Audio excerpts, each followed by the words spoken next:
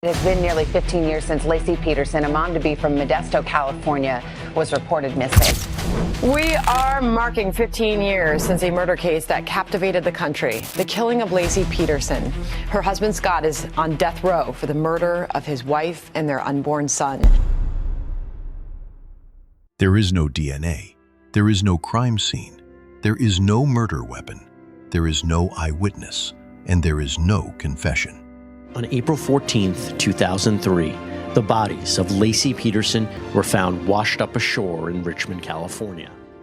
There is a man in prison for a murder that was proven entirely through his own behavior. Most murder convictions in this country rest on some kind of physical anchor, a weapon, a body with forensic transfer, a fingerprint, a witness who places someone at the scene. The Scott Peterson case has none of those things. What it has is a pattern of behavior so cold, so calculated, and so strangely timed that 12 jurors looked at it and said, "This man did it." And a significant portion of the legal community and the public has been arguing about whether they were right ever since. This video is not going to tell you whether Scott Peterson is guilty. It is going to walk you piece by piece through the behavioral case against him and ask you to hold one question the entire time. Is behavior enough to take someone's freedom forever? I knew he had killed her. Our family has known since the beginning that Scott is innocent. Scott Peterson was convicted of first-degree murder in November 2004. He has been on death row, then life without parole, for over 20 years. The Los Angeles Innocence Project took his case in 2024.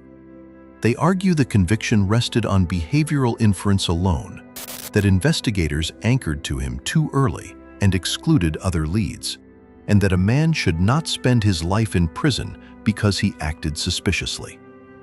Prosecutors say a man who called himself a widower 15 days before his wife vanished, who had a $250,000 life insurance policy on her, who was on the phone with his mistress during the search, whose wife's body washed up where he claimed to be fishing. That man doesn't need a fingerprint to be convicted. Both of those positions can be argued, and both will be argued here. Let's build the prosecution's behavioral case methodically, not as a dramatic reveal, as an inventory.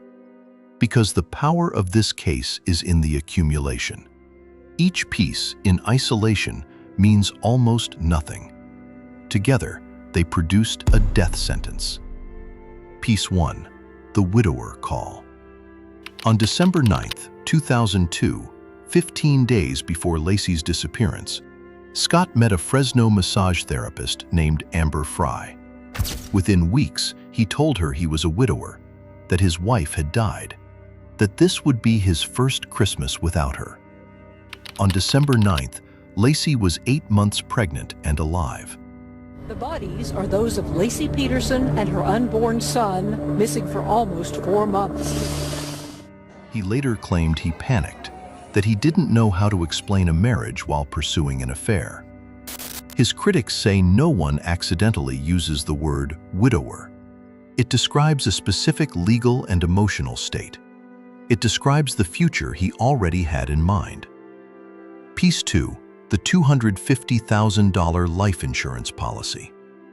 Scott had taken out a substantial policy on Lacey shortly before Christmas. By itself, not unusual. Couples take out life insurance, especially with a baby coming. But it exists in a constellation with everything else. We'll come back to what that constellation looks like when you step back and look at it all at once. Piece 3, the behavior during the search.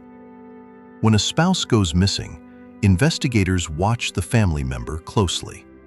What they're looking for is grief, the disorganized, desperate, urgent behavior of someone who has genuinely lost someone they love. Scott Peterson did not produce that behavior.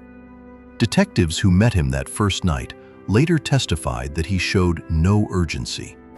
He asked no follow-up questions about the investigation. He made no emotional demands. He was described in police notes as polite and arrogant, disaffectedly distant. He refused a polygraph. During the trial, jurors learned that Scott had lied about being married in order to date Frey and continue his affair with her. Scott told me he was not married. His defenders say people grieve differently, that emotional flatness after shock is documented and normal. His prosecutors said, "We've sat with a lot of husbands whose wives are missing. This was not that." Piece 4, the recorded phone calls. What did I write on the back of the other one that's in your pocket? Does it say, I know it says, my love. After Lacey disappeared, investigators asked Amber Frey to keep talking to Scott and to record the calls. What those recordings captured across 12 hours was a man managing a girlfriend while his missing pregnant wife dominated every news broadcast in America. He told Amber he was in Paris. He described fireworks over the Eiffel Tower. He was in Modesto. He attended a candlelight vigil for Lacey. Then he hung up and called Amber. Crucially, in 12 hours of recorded calls, he never once mentioned his missing wife. Piece 5. The bodies washed up where he said he'd been fishing. On Christmas Eve, Scott claimed he drove 90 miles to Berkeley Marina to fish alone. A solo fishing trip on a holiday morning with no witnesses. About 5 minutes to 1. Get your boat in. How long do you think you stayed in the water? It felt like an hour and a half or so. The bodies of Lacey and their unborn son, Connor, were found in April 2003, washed ashore miles from Berkeley Marina in San Francisco Bay. No crime scene, no forensic transfer. But he drew the map himself. He chose the location. He told investigators where he'd been, and his wife's remains confirmed it. On Monday, a badly decomposed adult torso was found in a marina in Richmond, California. 5 pieces. No DNA, no crime scene, no murder weapon, no eyewitness, no confession. The question on the table, the question that has never really left the table, is whether these 5 behavioral facts, stacked together, are sufficient to convict someone of first-degree murder. To answer that, you need to understand the other side of the ledger. Because the behavioral case against Scott Peterson is not the only thing in this file. The Los Angeles Innocence Project, an organization that has helped exonerate dozens of wrongfully convicted people, accepted Scott Peterson as a client in January 2024. The Innocence Project typically takes cases where they believe they can demonstrate innocence through forensic evidence. Here is what they argued. On Christmas Eve morning, there was a reported burglary at a home across the street from the Petersons. Officers responded. Several witnesses later claimed to have seen Lacey walking the dog after Scott left for Berkeley, alive, after his departure. That testimony was disputed and largely dismissed at trial. The Innocence Project contends it was not properly investigated. They also argued that investigators focused on Scott so early and so completely that alternative leads were abandoned. I want to take 5 seconds. This video is not trying to convict or exonerate Scott Peterson. It's trying to ask a genuinely hard question about what evidence should be required to take someone's life away permanently. If that kind of rigorous, uncomfortable case examination is what you want more of, subscribing helps this channel reach people who think the same way. Scott, if you could send a message to your wife now. This was such a famous case. Everyone was talking about it. Now, the legal turn this case took in 2025, and why it matters for the central question. In June 2025, a California appeals court denied the Innocence Project's petition for habeas corpus, a 140-page filing arguing the conviction was unsound. The court was not persuaded that sufficient new evidence existed to overturn the verdict. The conviction stands. It is a ruling that his conviction, built entirely on behavior, was legally sufficient. Legally sufficient is not the same as certain. Here is the real problem with arguing this case from either direction. The behavioral evidence against Scott Peterson is genuinely damning in its totality. And there is one piece of that behavioral case that troubles legal analysts more than any other. Amber Frey's testimony. When it happened, they couldn't tell you where it happened, they couldn't tell you how it happened, and they couldn't tell you why it happened. Amber is not a character witness. She is the emotional center of the prosecution's case, and she is not evidence of murder. She is evidence of an affair, of a man who lied to his girlfriend, of a man who called himself a widower to avoid explaining his marriage. None of that is murder. The prosecution used Amber to establish motive, that Scott wanted out of his marriage, that he wanted Amber, that eliminating Lacey solved his problem. But wanting to leave a marriage is not evidence of killing the person you want to leave. This is where life insurance comes back. Remember it from the inventory. In isolation, it's unremarkable. But this is where the constellation problem becomes clear. The widower call, life insurance. The fishing trip with no witnesses, 90 miles from home on a holiday morning. The phone calls where Lacey's name never came up. The bodies where he said he'd been. Take any one of those and you have a suspicious husband. Take all 6 and a California jury said, that's a murderer. Tonight, Peterson in court, confronted by Lacey's still grieving mother and siblings. And why was he in court? The research on this is clear. People accused of crimes sometimes appear calm. People grieving sometimes appear detached.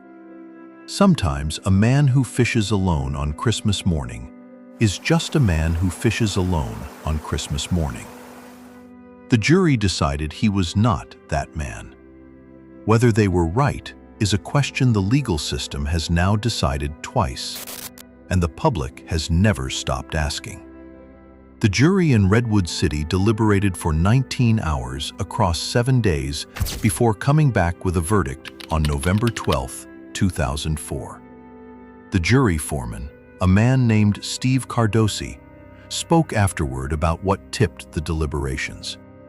He didn't cite a single piece of evidence as decisive. He cited the pattern, everything viewed together. And he cited Amber Frey's testimony about those phone calls.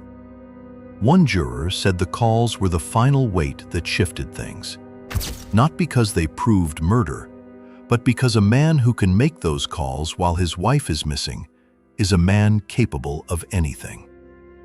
That is a feeling. That is an impression. That is a reading of character derived from behavior. And it produced a death sentence, later reduced to life after the Supreme Court's 2005 ruling on juvenile sentencing applied, but still, a permanent removal of liberty based on a jury's reading of who Scott Peterson was, not on forensic proof of what he did. At the beginning of this video, I asked you to hold one question. Is behavior enough to take someone's freedom forever? Here is the honest answer, 22 years later. The American legal system has decided twice that yes, in this specific case, the behavioral evidence was legally sufficient to convict. The Innocence Project has decided that's not the same as certainly correct. A California appeals court has decided the Innocence Project hasn't demonstrated otherwise. And Sharon Rocha, Lacey's mother, who has sat in courtrooms and in documentaries, who watched her pregnant daughter vanish and her grandchild never take a breath, says she is certain. I know he did it, she has said. I know it. Sharon Rocha is not the justice system. She is a mother. And in a case built entirely on behavior, what a mother knows in her bones is not irrelevant. It is, in fact, exactly the kind of evidence the whole case rests on. Human pattern recognition, in the absence of physical proof. Scott Peterson sits in Mule Creek State Prison, age 52, maintaining his innocence. Lacey Peterson was 27 years old. Her son Connor never drew a breath outside the womb. Whatever the right answer is to the question this case asks, they are the reason the question matters at all.